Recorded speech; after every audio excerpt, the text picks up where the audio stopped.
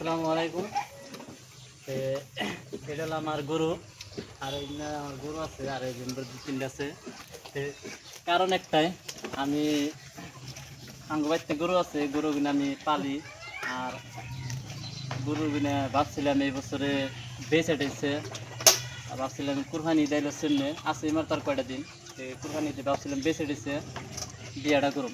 তা এই বছর আর আমার বিয়া করা হবো না, যে মনে যেহেতু মানে সরকারে আমাকে গরু বেচবার দিব না, মানে কোনো সাইডে যে সাইডে যাবে এখানে গরু গাড়িতে উঠাইলে বোধ হয় গরু কিনে নেওয়া যায়, আর গরু আমাকে খাইবার দিবার চাই না।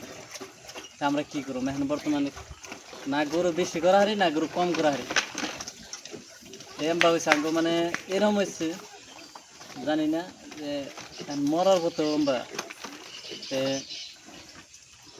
উপর আল্লাহ বা কী বা করে।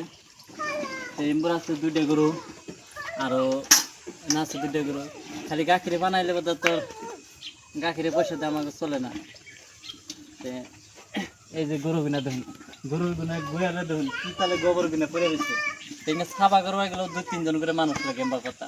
খালি এই গরু আরও আছে, কিন্তু আরও দেখাম না, পরে দেখামো। এগুলা গরু যদি আমরা বেচে এটাইছে ভাবছিলাম যে কুরবানি দে ইনশাল্লাহ একরম। আর এটা হলো আমার কর্মচারী। আমি ভাবছিলাম যে ইনশাল্লাহ জানি না 21 তারিখ আমি ই করারুম, কিন্তু সমাধানটা জায়গায় সরকারে বা কোন সময় সমাধানটা দিব, যেহেতু মানে এবার কুরবানিটা আমাকে ভালো করে চলবার দিব না দিব তাও জানি না। ইনশাল্লাহ জানি কুরবানিটা জানি ভালো চলবার দেয়। আর সরকার দ্বারা কই, আমি সরকারের তরফে থেকে কই যে আমাকে জানি সই সালামতে আরামে দিনকালটা ভালো করে দেয়, এটাই আমি সরকারের আবেদনটা করি। সবার কাছে ধন্যবাদ।